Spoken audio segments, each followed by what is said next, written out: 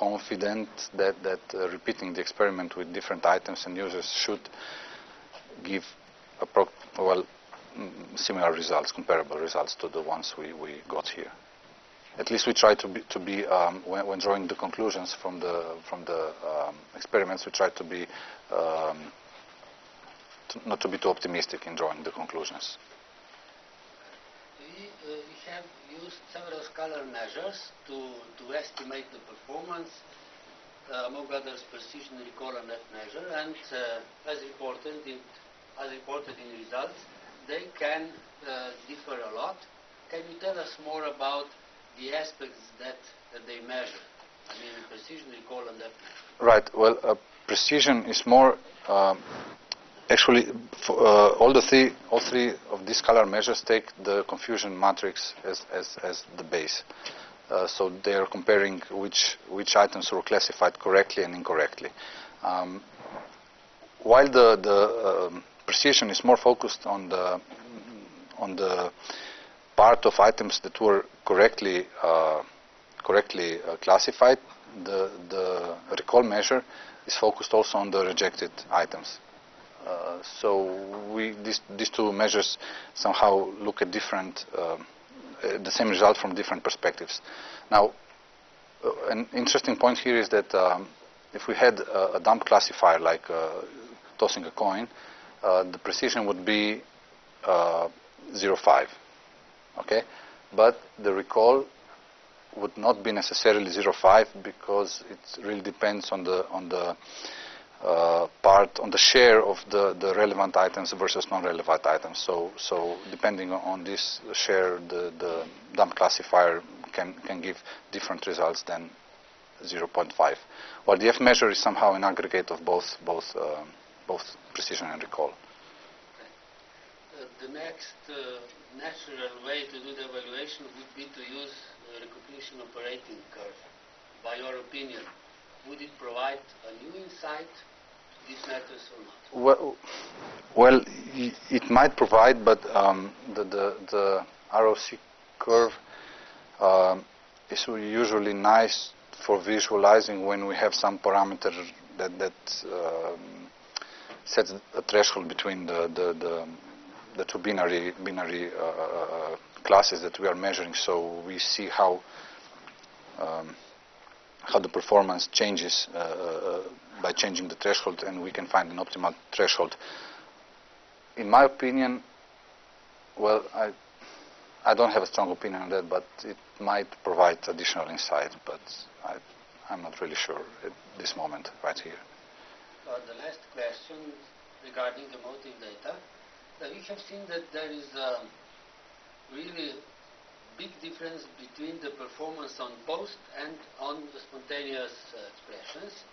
And by your opinion, in a near future, in a few years, where these approaches will be somehow implemented in real systems, do we expect to have emotion parameters there or not?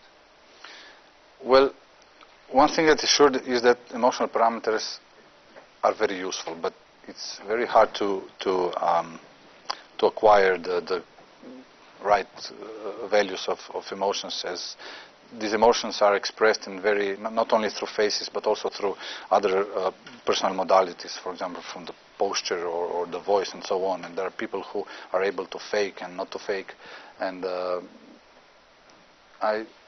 I think that at this stage now, the algorithms for detecting emotions work well on synthetic data sets, on post data sets, while I think it's going to be it's going to take a long time to get there with spontaneous video inputs. Inputs. Thank you for the answer. Thank you.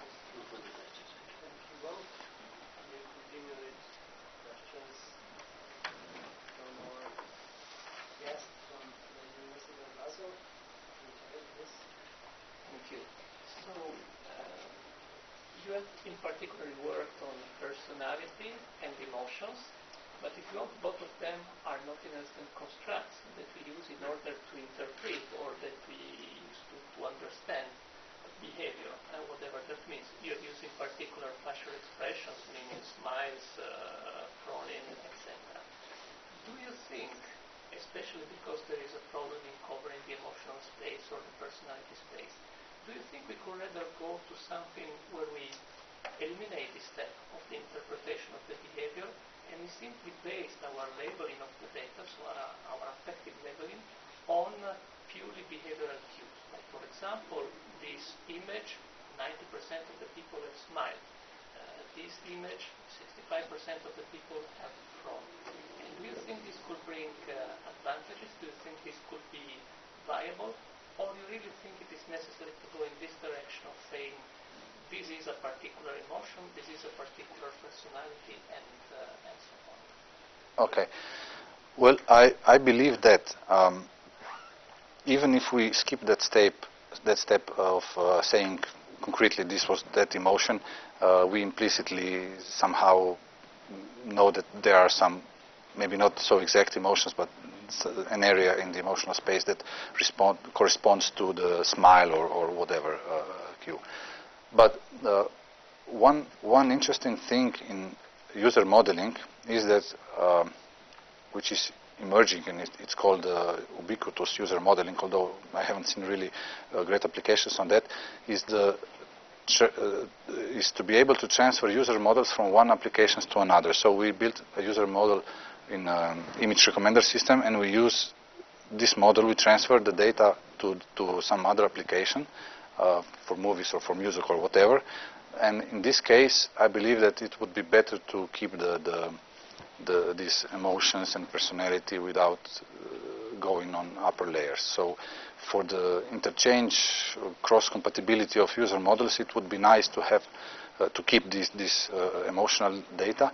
But I believe that if you want to optimize the system and just use it as it is, you could skip the concrete labeling and just go from low-level features to the output that you want.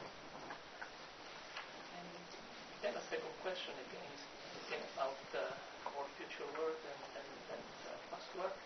In retrieval applications in general, the moment of the maturity is when you move to large-scale applications.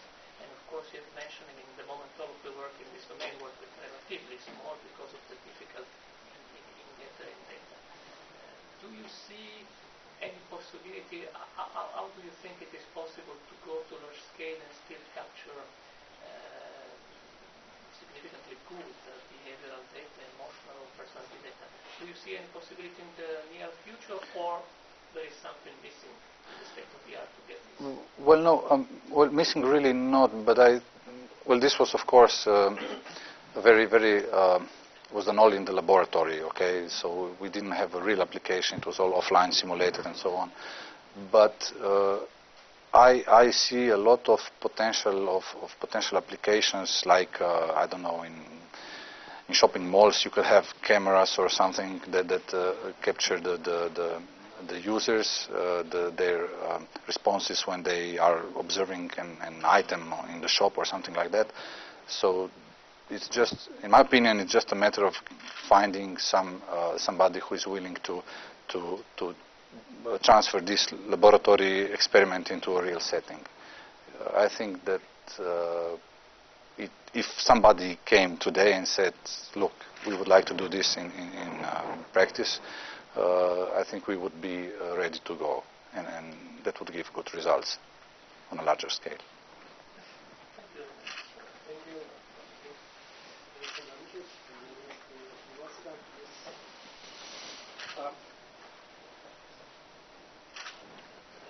I will have my question will be sort of a general public question, but I will give a slight mathematical flavor to it as a mathematician on the community. I'm assuming that there is a connection, some sort of connection between the position of an individual in the personality space. Suppose, you have used the five-factor model. So we can assume that each individual falls into that, what we call a vector space, personality space, whatever. So I'm assuming there is a connection between the position of an individual in that personality space and the behavior or the facial expression or whatever data you have that determines the sort of a collection of emotive states of an individual going through some, you're exposing this individual to different situations. Okay, so my question would be, is it possible to find a sort of a good mathematical expression, transformation function, whatever, that would allow me to get good information about where this individual is as far as the 5-factor model is concerned, by using a collection of emotive states that you have obtained through your method, the video sequence or whatever you have. And that, of course, I would then want this result to be comparable, positively comparable to the usual questionnaire that is used to determine the position of this individual in the 5-factor model. So basically, I would like to know, have you thought of doing something like that? Have these ever crossed your mind, or would it be viable to think of this as a good research project in the future?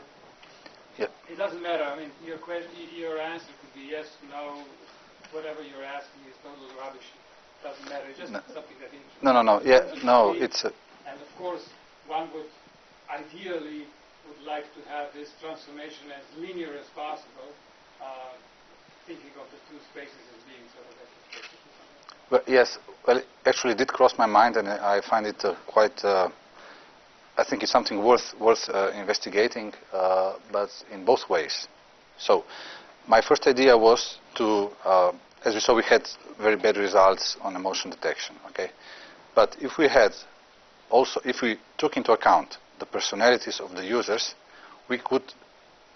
This is an assumption, increase the accuracy of emotion detection. So, for example, if we had some, I'll just speculate, an introverted person, probably does not have strong facial expressions, while some extrovert could have more strong facial expressions, and we could use this personality data somehow to fine-tune or to make better thresholds in the detection of emotions. This is one way. So from personalities to items to emotions. The other way would be to make a funny questionnaire, not so rigid like the IPIP is, which has some questions and you have to answer. So, well, actually, I saw a game a game-like questionnaire for a touristic application where the users were trying to be classified according to their kind of preferences in traveling. Okay, so there were some people who liked to go alone, some who preferred to go in groups, some who preferred to find peace, or some who wanted to go in high mountains. So this could be somehow some personality type, quasi-personality types, and these personality types were assessed with a game of images. So the user was given a set of images, and he said, I like it, I don't like it, like it, don't like it. So it was a questionnaire again, but it was based on some images that, of course, implied some emotive response. So that connection was in the other way as well. So I think it is worth investigating, finding some maybe some concrete scenario and trying to find out. I think that there is meat for research. So it's a.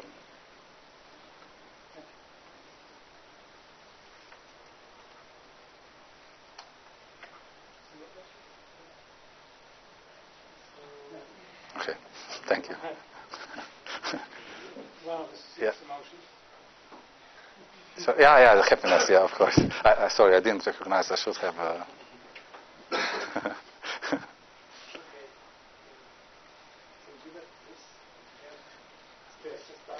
Some questions about emotion recognition from video sequences. I'm doing in the same research detecting emotions from the speech data. So we have the similar problem that you mentioned. And I must admit that the results obtained 26%. 62. Accuracy, 62. Yes. Are quite good in our field. So I must admit that I was quite impressed that you are not satisfied with the results. But maybe